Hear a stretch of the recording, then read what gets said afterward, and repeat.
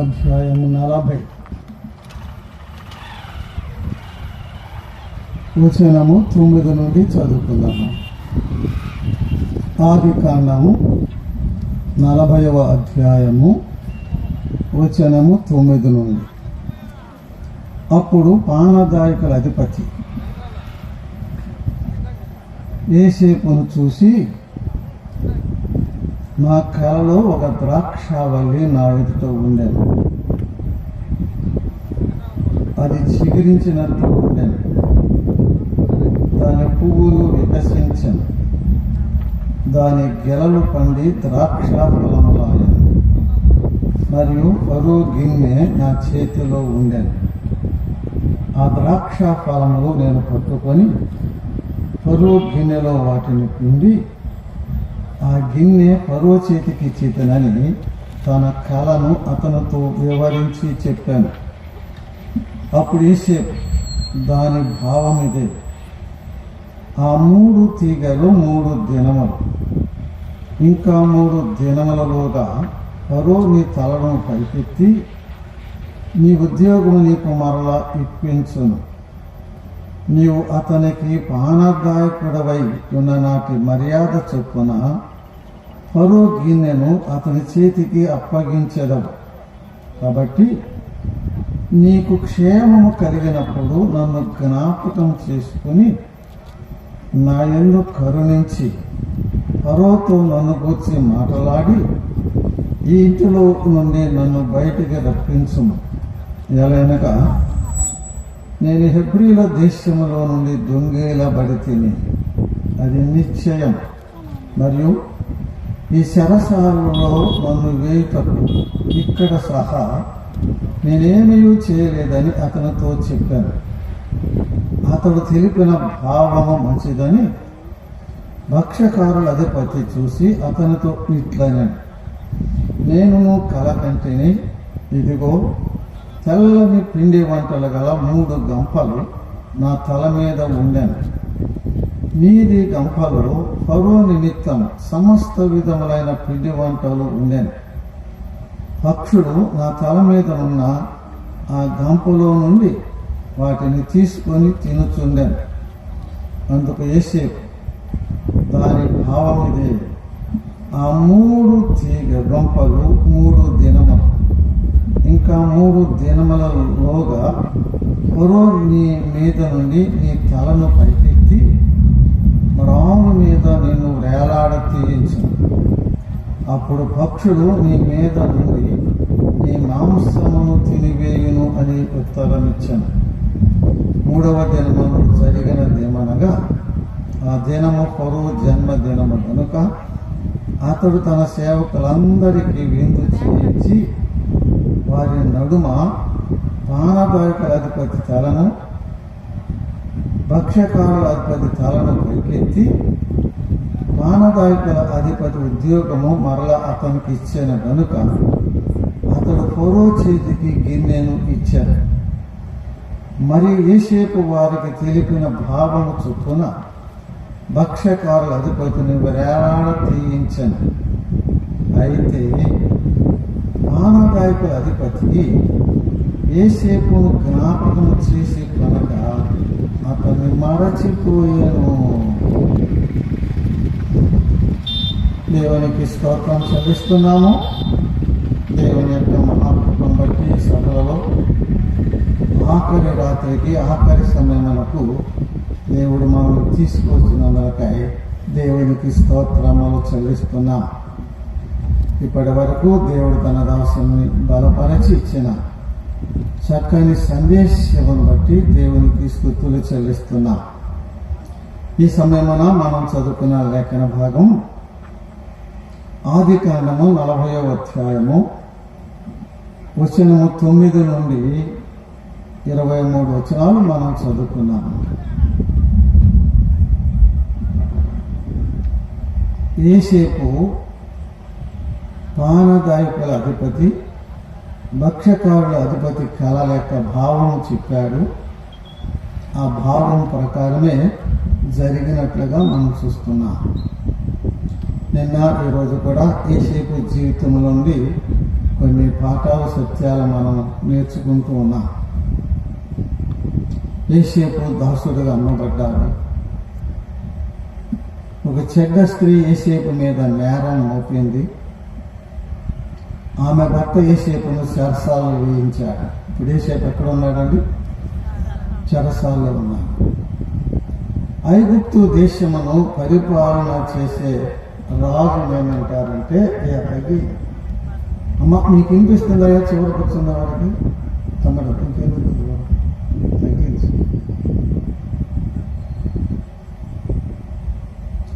ఐగుప్తు దేశమును వేలే రాజు ఏమంటారంటే ఫరో అంట. పేరు కాదు, మన దేశంలో రాజు అన్నట్టుగా వారు ఫరో అని పిలుస్తారన్నమాట. ఫరో అంటే రాజు అని అర్థం. ఫరో దగ్గర ఇద్దరు అధికారులు ఉన్నారు. ఒకరు పానగాయకుల అధిపతి, రెండవ వారు భక్ష్యకారుల అధిపతి. పానగాయకుల అధిపతి అంటే రాజుగారు పానం చేస్తారు కదా, నీళ్లు కానీ పాలు కానీ ద్రాక్షారసం కానీ. ఆ పానం చేసినప్పుడు ఆ రాజుగారు తాగే ఆ పానీయం, ఆ పాలలో కానీ ఆ ద్రాక్షారసంలో కానీ ఆయన ఏది కావాలంటే తాగే దాన్ని అది రాజుగారికి రుచికరంగా ఉండాలి.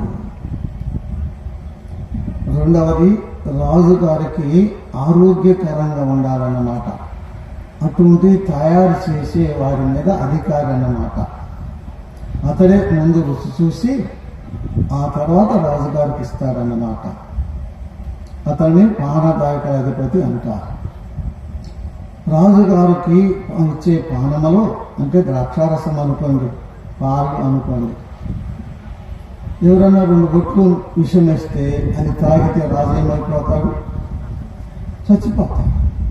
కాబట్టి అవేమీ లేకుండగా, విష పదార్థాలు ఏమీ లేకుండగా, రాజుగారి ఆరోగ్యానికి హానికరమైనది ఏది లేకుండా చూడవలసిన బాధ్యత ఎవరిది? పానదాయకుల అధిపతిది. భక్ష్యకారుల అధిపతి అంటే రాజుగారికి భోజన పదార్థాలు, భక్ష్యాలు, వంటలన్నీ తయారు చేయాలి కదండి. ఆ తయారు చేసే వారి మీద అధికారి అన్నమాట. రాజుగారు తినే ఆ భోజన పదార్థాలు, ఆ భక్ష్యాలలో 2 బొట్లు విషయం కలిపితే ఆ ఆహారం తింటే రాజు ఏమైపోతాడు? చనిపోతాడు. కాబట్టి రాజుగారు తినే ఆహారంలో, భక్ష్యాలలో ఏ విధమైన విషము కానీ ప్రాణానికి, ఆరోగ్యానికి హానికరమైనవి ఏమీ లేకుండా చూడవలసిన బాధ్యత భక్ష్యకారుల అధిపతిది. ఒకరోజు ఒకడు వచ్చి ఫరో రాజుకు చెప్పాడు, రాజా నిన్ను చంపటానికి కుట్ర జరుగుతున్నది అన్నాడు.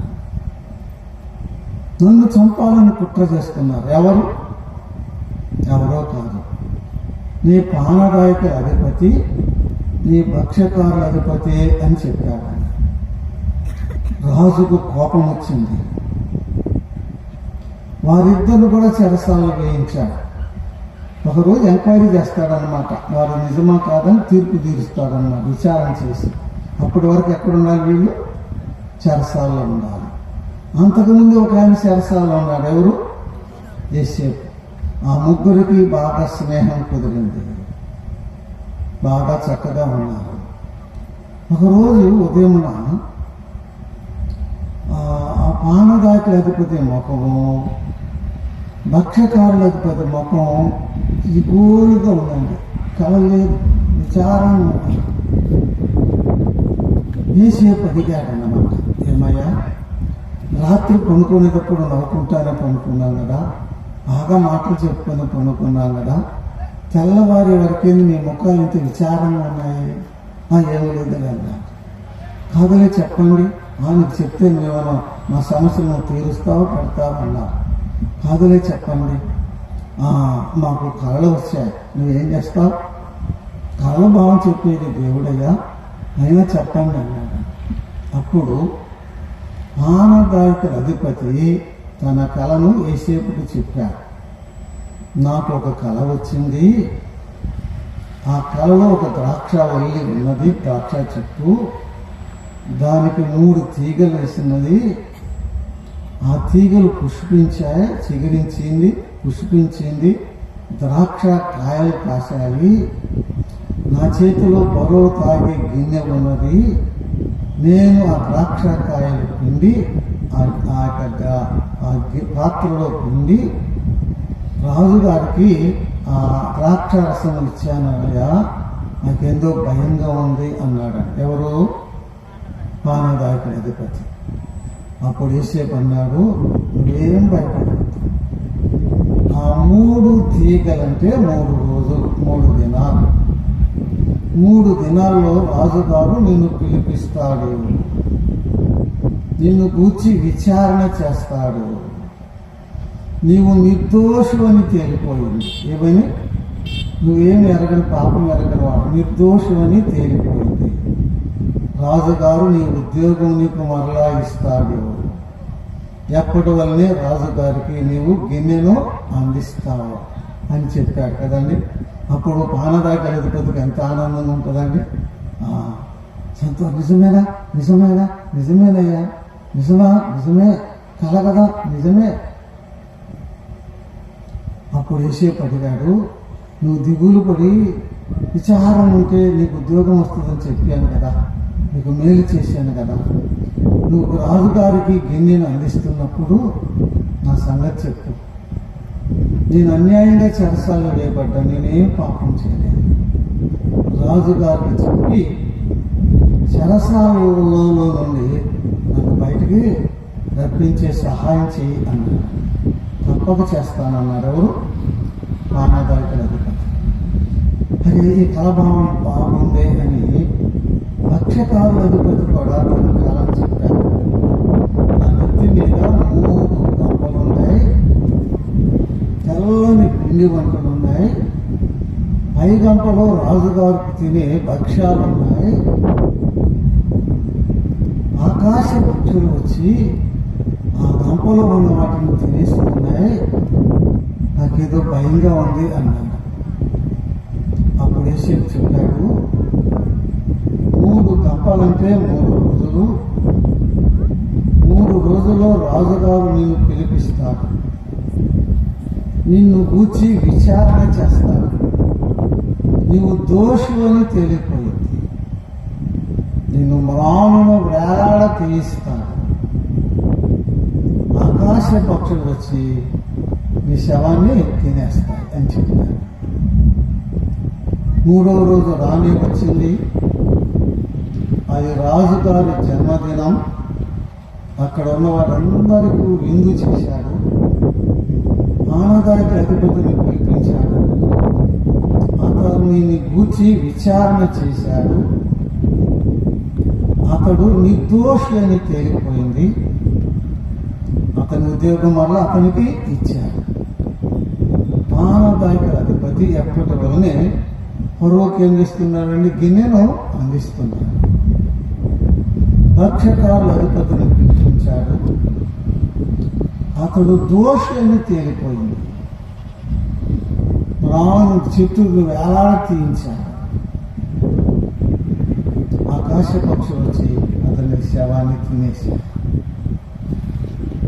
అయితే పానదాయకుడి అధిపతి యోసేపును జ్ఞాపకము చేసి కొనక అతనిని మరచిపోయాను.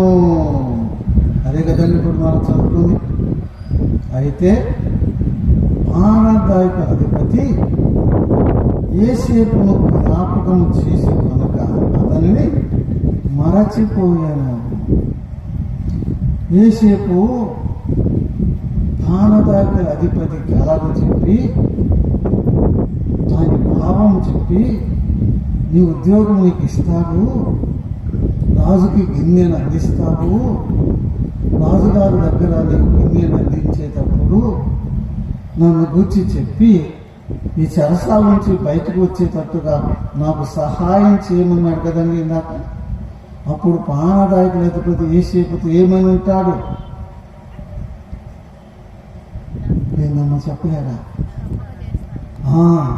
నువ్వు చెప్పినట్లు నా ఉద్యోగం నాకు రావాలే కానీ నేను నిన్ను మర్చిపోతాను.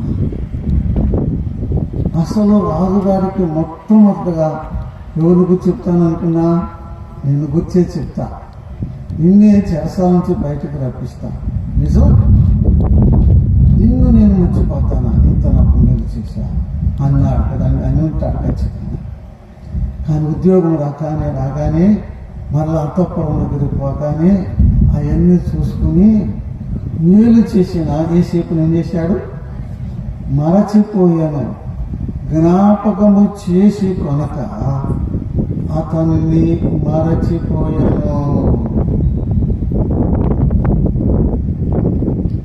ప్రాణదాయకుల అధిపతి ఏసేపును మరచిపోవుట ఏసేపు మంచిదా కీడా, లాభమా నష్టమా? లాభమే. ఏసేపును జ్ఞాపకం చేసుకున్నాడు అనుకో. ఫరోకు చెప్పాడు. ఫరో సరేలే, ఏం నేరం లేదా, చేయలేదా, సరే అతను శాస్త్రం నుంచి బయటికి వెళ్ళడం పంపించేసేయమని చెప్పు. బయటికి వచ్చేసాడు. ఎక్కడికి వెళ్తాడు? ఎవరి దగ్గరికి వెళ్తారు? ఎవరు చేర్చుకుంటారు? అది కాని అతని దేశం కాదు, కాని దేశం కాని దేశం. ఎవరు తెలియదు, ఎవరు చేర్చుకుంటారు? ప్రాణదాయకుల అధిపతి ఏసేపును మరచిపోవుట ఏసేపుకే మేలు జరిగింది. భక్తులు ఎలా అంటున్నారండి, దేవుడు అన్నాడంట, ఒట్టిదే అలా మనకు అర్థమవుతానికన్నమాట. ప్రాణదాయకుల అధిపతి, ఒరే ప్రాణదాయకుల అధిపతి, నీవు నా దాసుని మర్చిపోయా, నీవు నా దాసుని మర్చిపోయావు కదా. నువ్వు మర్చిపోయావు, నేను మర్చిపోతాను. నువ్వు మర్చిపోయావు, నేను మర్చిపోతాను. ఈసారి నీకు కాదు, నీ రాజుకే కలలు రప్పిస్తానన్నాడు. ఏమన్నాడు? నీకు కాదు, నీ రాజుకే కలలు రప్పిస్తా. మరో రోజు కళ వచ్చింది, లేచాడు, లేచాడు, తిని పడ్డాడు, పడుకున్నాడు. ఏంటో పడుకున్నావు అన్నట్టుగా మరలా వెంటనే కళ వచ్చింది, నిద్ర లేదు. తెల్లవారి అందరూ పిలిపించారు, కళలు చెప్పారు, ఎవరు దాని భావం చెప్పట్లేదు. పక్కనే ఉన్నాడు ఎవరు? మానదగా అందిస్తాడు కదా, అతని వైపు చూసి ఉంటాడు. ఎలా? మానదకుల అధిపతి అయ్యారు, ఇంతమంది నా స్థానంలో ఇన్ని సంవత్సరాల నుంచి ఉన్నారు, ఇన్ని సంవత్సరాల నుంచి నా ఉప్పు పప్పు తింటా ఉన్నారా, ఒక్కడన్నా నా కలభావం చెప్పేవాడు లేడేంటి అని ఆనదాయకుల అధిపతితో అడుగుంటాడు. పక్కన నుంచి ఉన్నాడు కాబట్టి అప్పుడు అన్నాడు, అయ్యా రాజా, క్షమించు, నన్ను లక్షకాల అధిపతిని శాస్త్రాలు వేసావు కదయ్యా, అక్కడ ఒక హెబ్రీ పడుచువాడున్నాడు,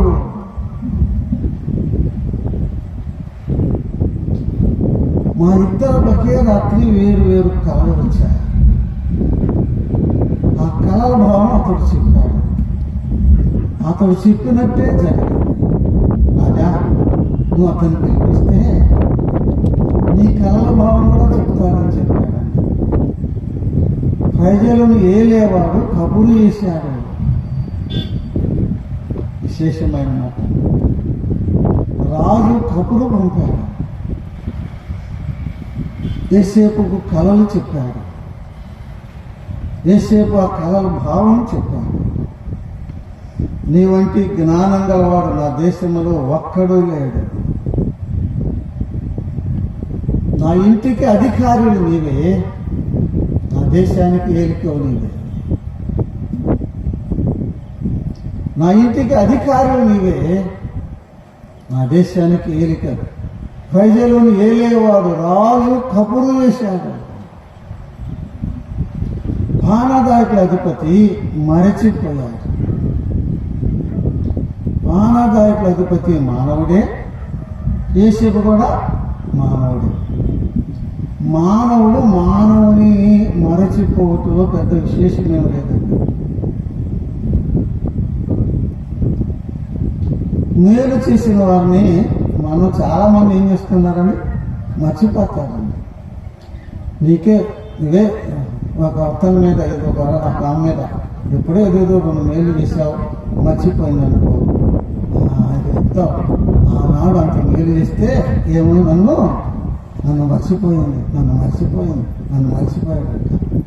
నిజమే, నీవు మర్చిపోతాం, నేను మర్చిపోతాం. మా యేసేపు మానవుడు, ఆనందాయకుడు అధిపతి కూడా మానవుడు. అతడు యేసేపును మర్చిపోయాడు. మనకంటే అతడే నయం అనుకుంటున్నాడు. ఎవరు? ఆనందాయకుడు అధిపతి మనకంటే అతడే నయం. ఈ రోజుల్లో ఎట్లా ఉందో తెలుసా?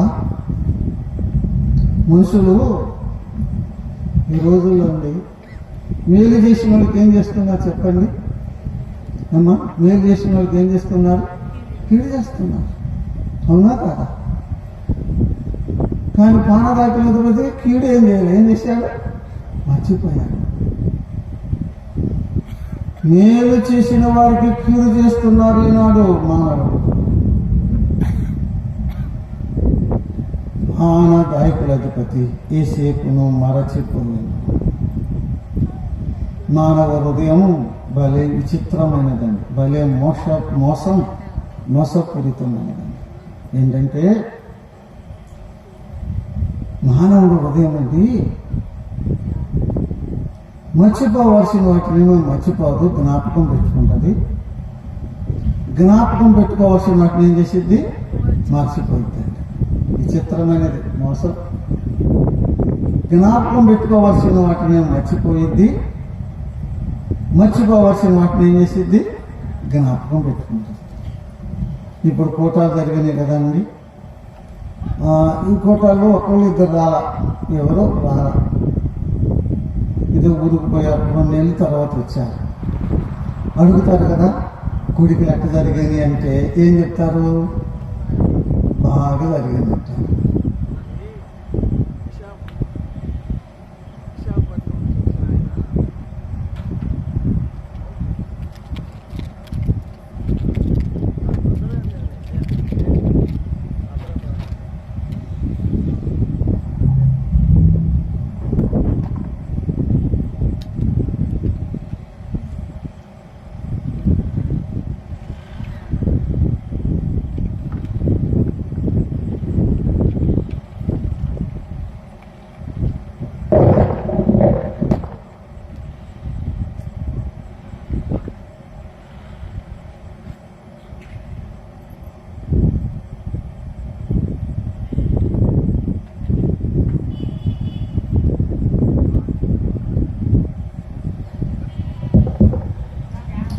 విశాఖపట్నం నుంచి వచ్చిన ఆయన ఏం చెప్పాడంటే ఏం చెప్తారు? బాగా చెప్పారంటారు కదా. అదేనే దేని గురించి చెప్పారంటే క్రీస్తు న్యాయపీఠం గురించి చెప్పారు. ఏం చెప్పరు, బాగా చెప్తారు. ఏమడిగినా ఏమంటారు? ఎందుకు అంటున్నారక్క? మర్చిపోయి అన్నిటికీ ఒకటే బాగా చెప్తారు. అదే నీ తోడు కోడలతో తగు వచ్చింది అనుకో, అమ్మ నీ తోడు కోడలు తగు మీకు తెలిసిపోయింది, నేను అవుతున్నాను. ఏమంటావు తెలుసా? అప్పుడు అన్నమాట నా కడుపులో లేదంటావా? ఇప్పుడు అన్నమాట ఎప్పుడో 10 ఏళ్ళ నాడు ఏదో ఒక మాట ఉందంట, అది ఎక్కడుంది? అప్పుడు అన్నమాట నా కడుపులో లేదా? మరి ఇప్పుడు ఇన్నమాట మానవ హృదయం అంతా మోసపూడుతున్నాను.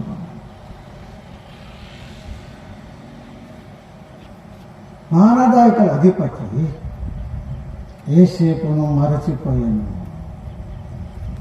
మానవుడు మానవుని మర్చిపోయాడు, పోతున్నాడు కూడా. అయితే చూడండి 106వ కీర్తన వచనము 7 చదువుకున్నాము. 106వ కీర్తన వచనము 7 అండి. 106:7 106వ కీర్తన 7వ వచనం.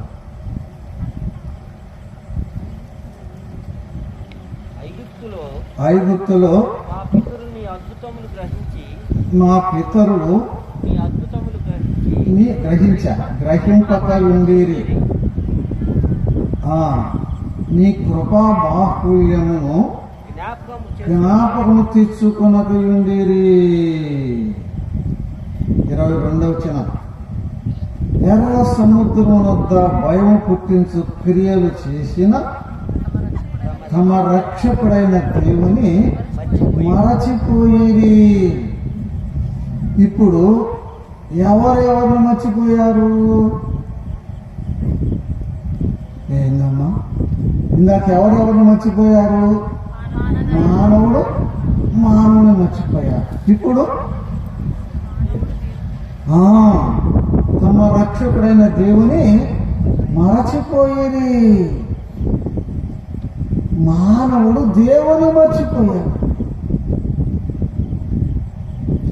ఎర్ర సముద్రము దాటిన తర్వాత మోషే కీర్తన రాశాడు. ఇశ్రాయేలీయులు గానం చేశారు. యెహోవాను గానం చేసేదమని పాట పాడారు కదండి. యెహోవాను గానము చేసేదము ఏకముగా మనకు రక్షకుడు. గానం చేశారు. They sang in the dance. గానం చేశారు, నాట్యం ఆడారు. ఏమని? యెహోవా వెలుపలోని వంటి వాడెవరు? పరిశుద్ధతను బట్టి నువ్వు మహనీయుడవు, స్తుతి కీర్తన బట్టి పూజనీయుడవు, అద్భుతములు చేయువాడవు. నీ వంటి వాడు ఎవరని గానం చేసి స్తుతించిన వారు తమ రక్షకుడైన దేవుని ఏం చేశారండి? మరచిపోయేది.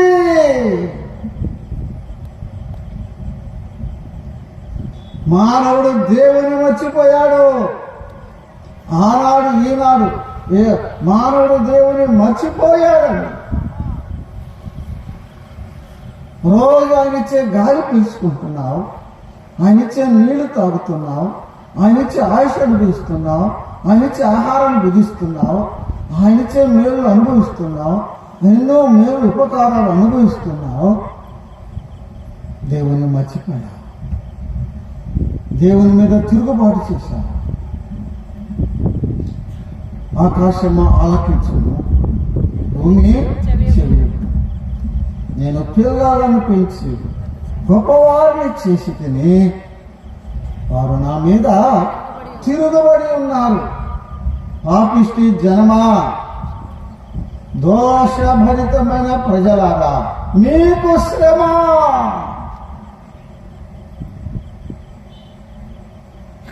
నేను పిల్లలను పెంచి గొప్పవారిని చేసి తిని వారు నా మీద తిరుగుబడి ఉన్నారు. మర్చిపోవటమే కాదు, ఏం చేశారు? తిరుగుబడి ఉన్నారు. ఇర్మీయా గ్రంథం 2వ అధ్యాయము 32వ వచనం చదువుకున్నామని. 2వ అధ్యాయము 32వ వచనం అండి. ఇర్మీయా గ్రంథము 2వ అధ్యాయము 32వ వచనం అండి. 2:32 అండి. కన్యక తన ఆభరణములను మరచునా, పెండ్లి కుమారి తన వడ్డాణమును మరచునా? చెప్పండి, మరవదు. అయితే నా ప్రజలు లెక్కలేనన్ని దినములను మరచిపోయి. ఈ రాత్రి దేవుడు మానవుడా, అయ్యా అమ్మా, నీ మీద నా మీద దేవుడు మోపుతున్న నేరం ఇదే. ఏంటి? నీవు నన్ను చెప్పలే, నీవు నన్ను మర్చిపోయావు. నన్ను మర్చిపోయావు. ఎన్ని దినాలు? లెక్కలేని దినాలు మర్చిపోయావని దేవుడు చెప్తున్నాడు.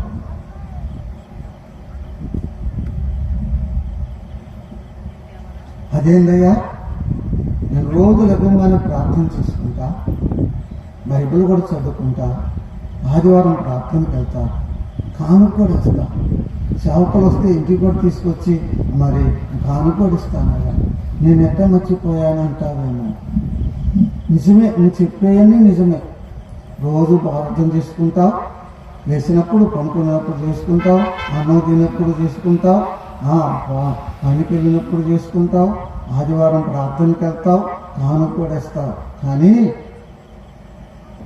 నీ క్రియలను బట్టి, నీ పనులను బట్టి, నీ చెడు జీవితాన్ని బట్టి నువ్వేం చేశావు? దేవుని మర్చిపోయావు. దేవుడు ఉన్నాడు. ప్రార్థన చేస్తున్నావుగా, దేవుడు ఉన్నాడు. ఉంటే ఆయన చూస్తున్నాడు, ఆయన వింటున్నాడు అని అసలు ఆలోచన ఉందన్నట్టు చెప్పలే. దేవుడు ఉన్నాడు, ఆయన వింటాడు కదండి, ఆయన చూస్తాడు కదండి. నా నడక నా పడక నువ్వు చూస్తున్నావు, పరిశీలన చేస్తున్నావు అన్నాడు 139. మరి దేవుడు ఉన్నాడు అని నిజంగా నీకు ఉంటే మరి నువ్వు ఆ పనులు ఎందుకు చేస్తున్నావు? నువ్వు అక్కడికి ఎందుకు వెళ్తున్నావు? అవి ఎందుకు చూస్తున్నావు? అవి ఎందుకు చేస్తున్నావు? ఉన్నాడా లేడా చెప్పలే. ప్రార్థన చేస్తావు, పాపం చేస్తున్నావు. ఉన్నాడా లేడా? ప్రేహానికి వెళ్తావు, సినిమాలకు కూడా వెళ్తావు. ఉన్నాడా లేడా? బైబిల్ చదువుతావు, టీవీ చూస్తావు. ఉన్నాడా లేడా? ఉన్నాడా లేడా? మర్చిపోయావా లేడా? ఉన్నాడనా చెప్పవే. ప్రార్థనకి వెళ్తావు, పాపం చేస్తావు. ఎస్ఐ పాటలు పాడతావు, సినిమా పాటలు పాడతావు. బైబిల్ చదువుతావు, టీవీ చూస్తావు. ఉన్నాడా లేదా? చెప్పాలి. ఉన్నాడా లేదా? మర్చిపోయావా? పక్కన పెట్టావా? కొద్దిసేపు విశ్వవిడి జీవితం, దైవ భయం లేని జీవితం, పాప భీతి లేని జీవితం. శరీరం యొక్క మనసు యొక్క కోరిక నెరవేర్చుకుంటున్నాం మానవుడా. దేవుడు చెప్పాను మాట, నా ప్రజలు నన్ను మర్చిపోయారు.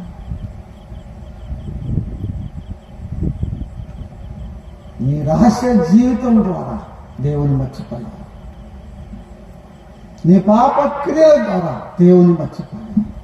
ప్రార్థన చేస్తూనే ఉన్నావు, పాపం చేస్తూనే ఉన్నావు. దాన్నే దేవుడు అన్న మాట ఏంటి? నన్ను ఏం చేశారు? నన్ను మర్చిపోయారు. ఇప్పుడు 2 సంగతులు మనం తెలుసుకున్నాం. ఈ 2 మనందరికీ తెలుసాను. ఏంటి? మానవుడు చెప్పరే, మానవుని మర్చిపోతాడు. ఒకసారి అంటాడు కదా, దూరం చాలా రోజుల తర్వాత వచ్చినాక, అరే నన్ను గుర్తుపెట్టి ఉంటే గుర్తు రాలేదంటే నన్ను మర్చిపోయావంటే అంటావు కదా. అప్పుడప్పుడు మానవుడు మానవుని మర్చిపోయాడు. సహజమే, నువ్వు మర్చిపోతావు, నేను మర్చిపోతావు. రెండవది, మానవుడు దేవుని కూడా మర్చిపోయాడు. మానవుడు దేవుని కూడా మర్చిపోయాడు. అది నీకు తెలుసు, అది నాకు తెలుసు. నువ్వు మర్చిపోయావు, నేను ఎట్లా? ప్రార్థన చేసుకోవటం కాదు మర్చిపోవటం అంటే, పాపం చేయటం. ప్రార్థన చేస్తూ, ప్రార్థనకి వెళ్తూ, యేసే పాటలు పాడుతూ ఏం చేస్తున్నాడు మానవుడు? పాపం చేస్తున్నాడు. నన్ను మరచిపోయావు, అసలు నేను ఉన్నాననే సంగతే మర్చిపోయావు, నేను చూస్తున్నాననే సంగతే నీకు మర్చిపోయావు. అసలు అసలు నేను నీకు జ్ఞాపకమే లేదంటున్నాను. అయితే ఒక వచనం చదువుకున్నాం. కీర్తన గ్రంథం 8వ కీర్తన వచనం 3 చదువుకున్నాము. కీర్తన 8:3 అండి. నీ చేతి పని అయిన ఆకాశములను నీవు చదువుతున్నాడు కదా, నీవు కలుగజేసిన చంద్ర నక్షత్రములను చూడగా నీవు మనుషుని జ్ఞాపకము చేసుకుంటకు వడేపాటి వాడు, నీవు నరపుత్రులు దర్శించుటకు వడేపాటి వాడు. అది దావీదు రాసిన కీర్తన. దానిని మెస్సియా కీర్తన అంటారు. అది 1000 ఏళ్ల కాలంలో జరిగే సంభవాల గురించి రాసిన కీర్తన. రేపు ప్రభువారు వచ్చి భూలోకాన్ని 1000 సంవత్సరాలు పరిపాలన చేస్తారు. అప్పుడు ఆ కీర్తనలో ఉన్న సంగతులు నెరవేరుతాయి. దాన్ని మెస్సియా కీర్తన అంటారు. అయితే ఈ రాత్రి సువార్త సందేశముగా ఆ వచనాన్ని మనం చదువుకున్నాం అన్నమాట. నీవు మనుషుని జ్ఞాపకం చేసుకుంటకు వడేపాటివాడు, నీవు నరపుత్రుని దర్శించుటకు వడేపాటివాడు. ఇట్లాగే ఎండాకాలం కాబోలు మిద్దె మీద పనుకున్నాడు దావీదు రాజు. ఇలా పనుకుంటే బాగా వెన్నెల రాత్రి కాబోలు, చంద్రుడు చుక్కలు నక్షత్రాలు కనిపిస్తున్నాయి. దేవుని మహిమను చూస్తున్నాడు. ఆకాశంలో దేవుని మహిమను వివరిస్తున్నాయి. అంతరిక్షమైన చేతి పని ప్రచురం చేస్తుంది. యెహోవా ఆకాశములలో నీ మహిమను కనపరచువాడు, భూమి అంతట నీ నామము ఎంత ప్రభావం కలదు. నీవు కలగజేసిన చంద్ర నక్షత్రములను చూడగా ఈ మనుషుని జ్ఞాపకం చేసుకోవటానికి పడేపాటి వాడు. దావీదంటున్న మాటలు, ఇంత గొప్ప దేవుడా, పరమదేవుడా, పరమ ప్రభువా, పరలోకంలో దేవుడా, మహిమగల మహాత్యముల మహా గంభీరుడా, సర్వశక్తుడా, సర్వోన్నతుడా, మహామహిమ గలవాడా, సమీపింపరాని తేజస్సులో ఉన్నవాడా, ఈ మట్టి మానవుని జ్ఞాపకం చేసుకున్నాడు. నేను మర్చిపోయినా చెప్పరే, నువ్వు మర్చిపోయావు, అందుకే వచ్చాయి. అది చెప్పలేదు. మానవుడా, నువ్వు దేవుని మర్చిపోయినా దేవుడు నేను మర్చిపోను. అమ్మా, అయ్యా, నువ్వు దేవుని మర్చిపోయావు, కానీ దేవుడు నిన్ను మర్చిపోవాలి. బైబిల్ చెప్తున్న గొప్ప సత్యం. దేవుడే కనుక నేను మర్చిపోతే నీ గతి ఏమయ్యేదో ఆలోచన చేసుకో. మంచంలో పడ్డా,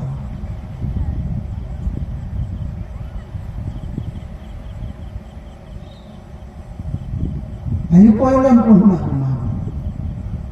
ఇంటోళ్ళకి అయిపోయింది అనుకుంటున్నారు. నీకు కూడా తెలిసిపోయింది, ఇక నా పని అయిపోయింది అనుకున్నాను. ఎవరికి జ్ఞాపకం చేసుకున్నారు చెప్పరే? ఆ యేసయ్య కాదా? నా ప్రభు కాదా? రాత్రి వేళ పగటి వేళ ఎవరికి జ్ఞాపకం చేసుకున్నారు? ఈ పొలంలో నడుస్తుంటే తెలివిగా పోవడా ఎవరికి జ్ఞాపకం చేసుకున్నారు? ఆ ప్రభు కాదా? నిద్రలో ఏం జరుగుతుందో ఎవరికి జ్ఞాపకం చేసుకున్నారు? ఆ ప్రభు కాదా? ఎంత స్పీడ్లో కారు మోటార్ నడుపుతున్నావు, ఇటు వెళ్తున్నావు, ఎవరికి జ్ఞాపకం చేసుకున్నారు? ఆ ప్రభు కాదా? ఇక నా పని అయిపోయింది అనుకున్నప్పుడు ఎవరికి జ్ఞాపకం చేసుకున్నారు? ఆ ప్రభు కాదా? తల్లి గర్భం నేల మీద పడి రక్తం ఉద్దగా విలవిల కొట్టుకుంటున్నప్పుడు ఎవరికి జ్ఞాపకం చేసుకున్నారు? ఆ యేసయ్య కాదా?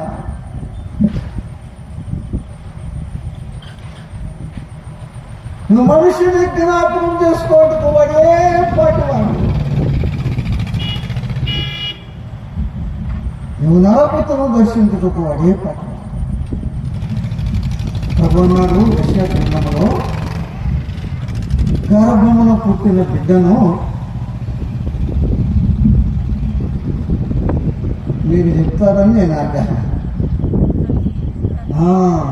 గర్భమున పుట్టిన బిడ్డను తల్లి మరచునా వారైనా మరుస్తారు, నేను మరువను. చూడును నా అరచేతుల్లో నేను చెప్పుకున్నాను. చూడుము నరచేతుల్లో నేను చెప్పు. యాకోబు, పురుగు వంటి యాకోబు, నేను నిన్ను మరచిపోగలను. నేల మట్టిని తీసి రూపమిచ్చి ఊపిరి పోసి ఆ మనిషిలో, ఆ ఆదాములో దేవుడు తన రూపాన్ని చూసుకున్నాడు, తన పోలికను చూసుకున్నాడు. దేవుడు ఎంతో మురిసిపోయాడు, ఎంతో ఆనందించాడు. కానీ ఆనందం, సంతోషాలు ఎక్కువ రోజులు లేవు. ఆదాము పాపం చేశాడు, అవ్వ పాపం చేశాడు. అది కానీ ఆరోగ్యంతో తాను భూమి మీద నరుని చేసినందుకు యెహోవా సంతాపమన్నాడు. అరే, మానవుడితో ఘోరంలో ఉన్న పాపాలు చేస్తారని ఎరిగి ఉంటే, ముందే తెలిసి ఉంటే అసలు మానవునే చేసేవాడిని కాదా అన్నట్టుగా ఉంది ఆ మాటలు. తాను భూమి మీద నరుని చేసినందుకు యెహోవా ఏం చేశాడు? సంతాపమన్నాడు. యెషయాలు అన్నాడు, అయినా నన్ను మర్చిపోయినా నేను నిన్ను మర్చిపోను. చూడు, నరచేతుల్లో నేను చెప్పుకున్నా. గర్భమున పుట్టిన బిడ్డను తల్లి మర్చునా, వారైనా మరుస్తారు, నేను మరువను. చాలా సంవత్సరాల క్రితం సాక్షి పేపర్లు వేశారు. గుంటూరు జనరల్ హాస్పిటల్ అని, పెద్ద హాస్పిటల్ ఉంది కదయ్యా, శేషుపూర్ రైల్వే స్టేషన్ పెద్ద హాస్పిటల్, జనరల్ గవర్నమెంట్ హాస్పిటల్ అని. ఉదయం పోతుంది అక్కడ వేస్ట్ అంతా వేస్తారు, తీసి చెత్త చెదారం చేస్తే కుండీలు ఉంటాయి. అక్కడ మంది ఏదో తిరుగుతుంటుందండి. ఈ మాట వినిపిస్తుందండి. తాగబోయేవాడు ఏదో ఒక పిల్ల పరిసినట్టుగా ఉన్నట్టుగా పసిపిల్ల కేకలాగా ఏంటని చూశారండి. దాని చూసి రోడ్డు పక్కన ఉంటుంది కదా పంది. ఎవరో మరి ఒక గంటన్నర ఏందో మరి కానీ అక్కడ దాంట్లో పడేసి వెళ్ళిపోయారన్నమాట. పంది వచ్చి ఆ చేయి కొరుకుతుందన్నమాట. పసిపిల్ల చెయ్యి గంట అయిందో ఎంతో గంట పుట్టామని పసిపిల్ల చేయి కొరుకుతుంటే ఏం చేస్తుంది పసిపిల్ల వస్తుంది. వాడు పందెని కొట్టి ఆ పిల్లని తీసి పోలీసులకు అప్పగిస్తే తీసుకెళ్ళారు. ఎవరేసి ఉంటారా ఆ చెత్త కుప్పలో?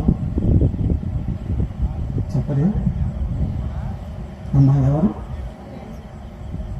దేవుని వాక్యం ఏం చెప్తుంది? గర్భమును పుట్టిన బిడ్డను తల్లి మరుసున వారైనా మరుస్తాడు, నేను మరువను. 8వ కీర్తన ఎత్తి హెబ్రీయులకు రాసిన పత్రిక 2వ అధ్యాయంలో ఆ కీర్తనే ఉంటుందండి. మీరు చదువుకొని ఇంటికి పోయి 5వ వచనం నుండి ఆ కీర్తన ఉంటుంది. 8వ కీర్తన చదువుకోండి. ఆ కీర్తన ఉన్న భాగాలు అయ్యే వచనాలు చాలా. హెబ్రీయులకు రాసిన పత్రిక 2వ అధ్యాయము 5 నుండి ఉంటాయి, 6 నుండి ఉంటాయి. చదువుకోండి, ధ్యానం చేసుకోండి. దానికి భావం ఏంటంటే, ఇందాక అన్నాడే, నువ్వు మనుషుని జ్ఞాపకం చేసుకోవటానికి పడేపాటివాడు, నువ్వు నరభూతులను దర్శించుకోవాడే పాటివాడు, దేవదూతల కంటే కొంచెము తక్కువగా చేసితివి, మహిమా ప్రభావంతో ఆమెకు కిరీటము ధరింప చేసితివి. అయ్యమ్మా, ఆ కీర్తన అతి గంభీరమైన కీర్తన. మానవుని పట్ల దేవునికి ఉన్న ప్రేమ ఆ కీర్తన మనం చూస్తున్నాం.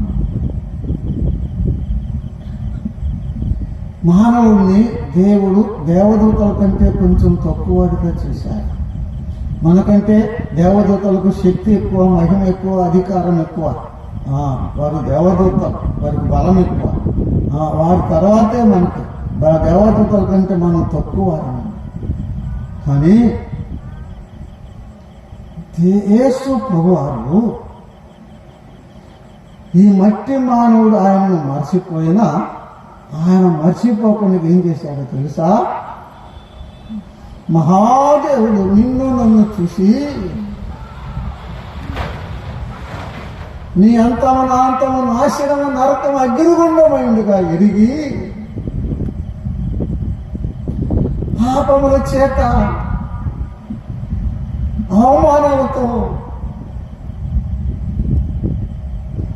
పాపముల చేత అపజయాలతో పాపముల చేత భ్రష్ట జీవితాలతో పాపముల చేత నెమ్మది లేక శాంతి లేక సమాధానం లేక నాశనానికి నరకానికి అగ్నిగుండానికి పరుగుదీస్తున్న నిన్నే నన్ను చూసి మహాదేవుడు మానవుడిగా వచ్చాడు, దేవదేవుడు మానవుడిగా వచ్చాడు. నిన్ను నన్ను జ్ఞాపకం చేసుకుని యేసు ప్రభు ఏం చేశాడో తెలుసా? పరలోకం దిగి వచ్చాడు, మానవునిగానే వచ్చాడు. మనుషుల దగ్గరికి ఎలాగొచ్చాడు చెప్పండి? మానవులుగానే వచ్చాడు. మహిమలు చేశాడు, అద్భుతాలు చేశాడు, మహత్కార్యాలు చేశాడు, సూచక్రియలు చేశాడు. నీటిని ద్రాక్షారసంగా మార్చాడు, నీటి మీద నడిచాడు, సముద్ర పొంగును అనిశాడు, కుష్ఠవ్యాధులను బాగు చేశాడు, కుంటివారికి కాళ్ళనిచ్చాడు, గుడ్డివారికి చూపునిచ్చాడు, చనిపోయిన వారిని లేపాడు, అద్భుతాలు చేశాడు, సూచక్రియలు చేశాడు, మహత్కార్యాలు చేశాడు. అయితే అందుకు రాలా యేసు ప్రభువు. మరి ఎందుకు వచ్చాడు? పాపులను రక్షించుటకు క్రీస్తు యేసు లోకమునకు వచ్చెను అను వాక్యం నమ్మదగినది, పూర్ణాంగీకారమునకు యోగ్యమైనది. ఎందుకు వచ్చాడు? అద్భుతాలు చూసి మహత్కార్యాలు చేయడానికి రాలేదు. కుంటోడికి కాళ్ళు, గుడ్డోడికి చూపు ఇవ్వటానికి అవన్నీ చేశాడు, ఇచ్చాడు, నడిపించాడు, ద్రాక్షారసంగా మార్చాడు, సముద్రం మీద నడిచాడు, సముద్ర తుఫాను గాలిని గర్జించాడు, చచ్చిపోయిన వారిని బ్రతికించాడు. అందుకు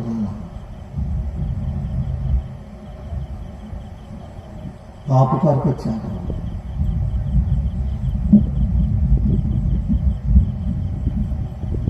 ప్రాణం పెట్టడానికి వచ్చాడు, రక్షణ ఇవ్వటానికి వచ్చాడు.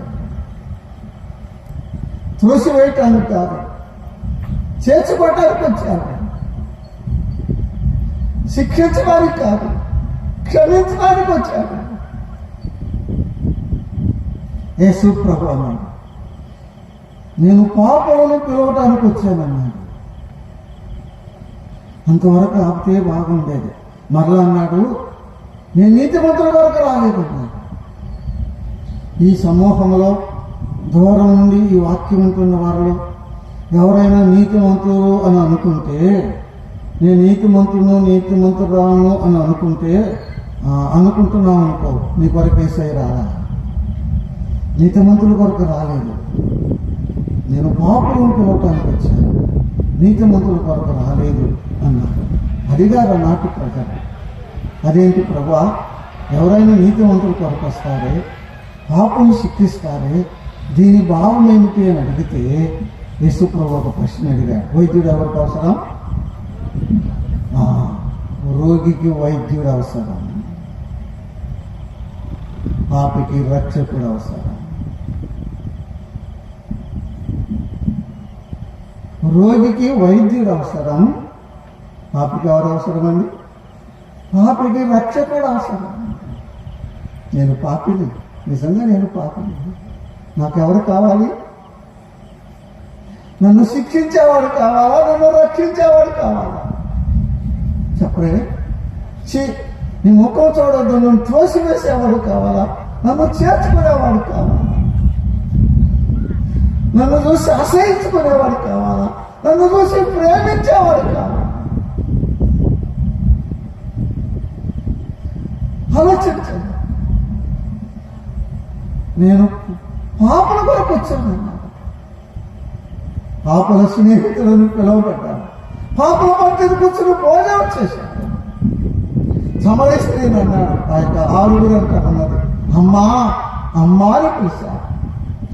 ఆ యొక్క పాపంలో పట్టబడిన స్త్రీని అన్నాడు. అమ్మా ఎవరు నీకు శిక్ష విధించలేదు. అమ్మా అని పిలిచాడు. కుమారుడు అని పిలిచాడు. కుమారి అని పిలిచాడు. వాళ్ళు ఏమన్నారు? ఈ చెడ్డది, ఇది పాపం చేస్తుంది, ఈ పాపిష్టిది, దీన్ని ఏం చేయమంటావు? వాళ్ళతో కొట్టమంటావా అన్నారు కదండి. ఆమెను ఏమన్నారు? అమ్మా అమ్మా అమ్మా కుమారుడా, ఈ స్థానమైన పాపం, ఈ పాపిష్టిదాన్ని కాళ్ళ మీద పడి కన్నీతో కడుగుతుంటే అంటుకొని ఇచ్చాడని అంటున్నాడు పరిచయుడు. విషయమన్నాడు. కుమారి, మనుషులు పాపిష్టిదంటుంటే విషయమన్నాడు. కుమారి అన్నాడు. మనుషులు ఇది చెడ్డది వ్యభిచారి అంటుంటే అమ్మా అని పిలిచాను. పక్షవాయు గల వారిని చూసి కుమారుడు అని పిలిచాను. నీ కొరకే వచ్చాడు. నేను యేసయ్యను మర్చిపోయినా ఆయన నిన్ను నన్ను మర్చిపోలేదు. 2000 సంవత్సరాల నాడే పరుగుని వచ్చాను. నేను చెప్పా కదా, మీరు పోయి చదువుకోండి. 8వ కీర్తన చదువుకోండి. హెబ్రీ పత్రిక 2వ అధ్యాయము 5 నుండి చదువుకోండి. 9వ వచనం చదువుతారయ్యా. ఒక్క వచ్చిన 9వ వచనం అండి. 9వ వచనం చదువుకున్నాను. 9వ వచనం అండి. హెబ్రీ 2:9. దేవుని కృప వలన ఆయన ప్రతి మనుషుని చదువు. దేవుని కృప వలన కొరకడమే ఆయన ప్రతి మనుషుని కొరకు ఏమయ్యాడు? మరణం అనుభవించాడు. యేసు ప్రభువారు నిన్ను నన్ను జ్ఞాపకం చేసుకుని ఏం చేశారు చెప్పండి? ఇప్పుడు చదువుకున్నాం వచనం ఏంటి చెప్పండి? ప్రతి మనుషుని కొరకు మరణం అనుభవించాడు. ఆ మరణం పొందినంత కనుక శిలువ మరణం. అమ్మా యేసయ్య నీ కొరకు చనిపోయాడు. అయ్యా యేసయ్య నీ కొరకు చనిపోయాడు. యేసయ్య ప్రతి మనిషిని కొరకు మరణం అందించాడు. ఎందుకు? పాపం వల్ల వచ్చి జీతం మరణం ఉండక నా చావు నీ చావు ఆయన పొందాడు. నా శిక్ష నీ శిక్ష ఆయన పొందాడు. నా స్థానం నీ స్థానం ఆయన తీసుకున్నాడు. ఈ రాత్రి కూడా మేము శిలువ వేయబడిన యేసు క్రీస్తును ప్రకటిస్తున్నాం.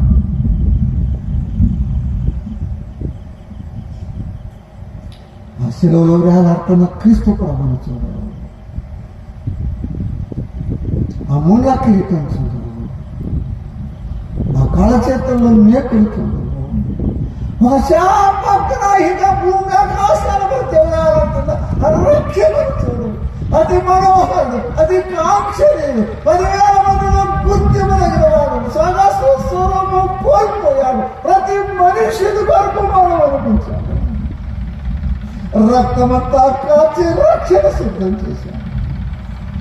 చనిపోయి తిరిగి లేచాడు. ఈ రాత్రి అడుగుతున్నాడు, నా కుమారుడు నీ హృదయం నాకు నీవు మర్చిపోయినా యేసయ్య మర్చిపోలేదు. నా ప్రభువు చూడు, నా గాయాలు చూడు, నా రక్షణ చూడు. హెబ్రీ పత్రిక 2:9 చదువు. ప్రతి అమ్మ నీ కొరకు అయ్యా నీ కొరకు ప్రతి మనుషుని కొరకు 2000 సంవత్సరాల నాడే చనిపోయాడు. ప్రాణమును దానం పోశాడు. మరణమును జయించి తిరిగి లేచాడు. నీ కొరకే వచ్చానన్నా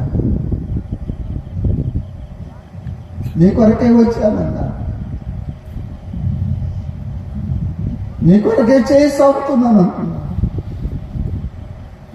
నీ కొరకే నేను ప్రాణం పెట్టాను అంటున్నాను. నీ హృదయం నాకు ఇవ్వవా అని అడుగుతున్నాను. తల ఉంచండి, ప్రార్థన చేసుకోండి. ఉన్నారా ఈ రాత్రి? నీవు మర్చిపోయినా యేసయ్య నేను మర్చిపోను.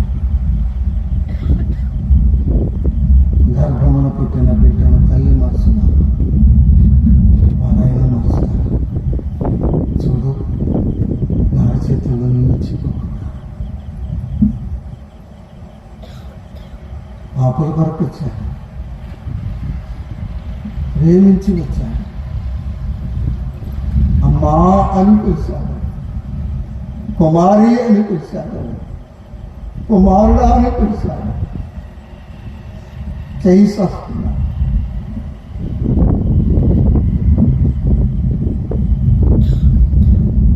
ప్రభు పిలుస్తున్నాడు.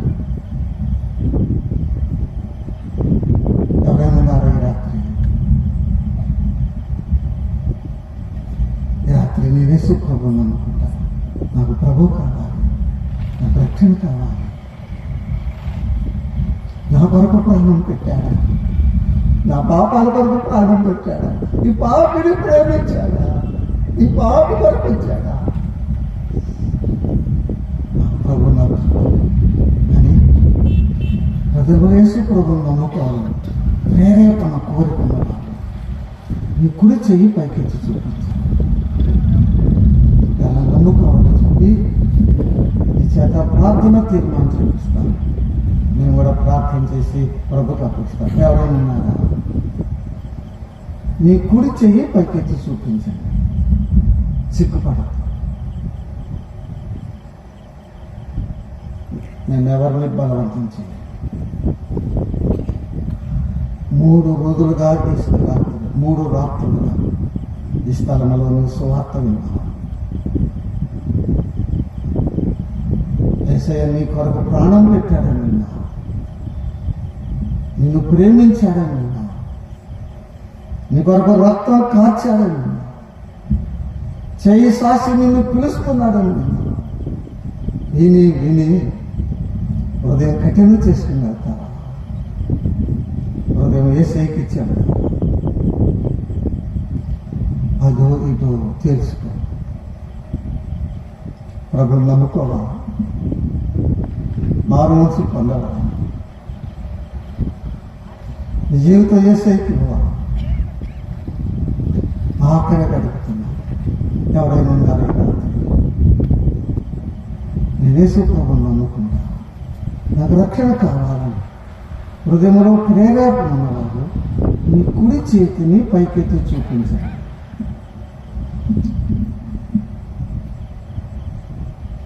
ప్రార్థన చేసుకున్నాను. ప్రార్థన.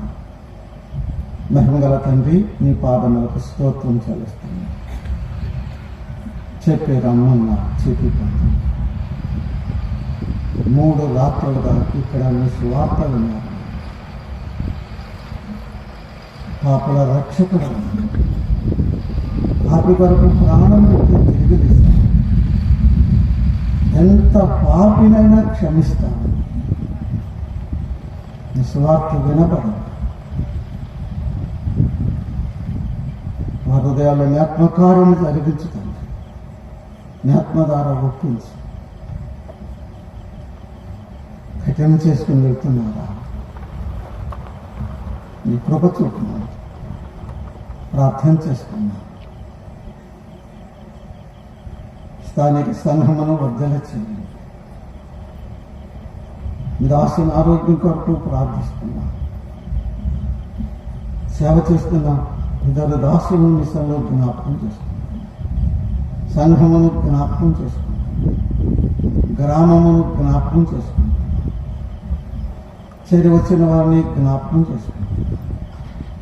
నీ వాక్య దీవులతో నింపి పంపబడి మా ప్రభువును, నా రక్షకుడు యేసు క్రీస్తు నామమున ప్రార్థన చేయుచున్నాము తండ్రి.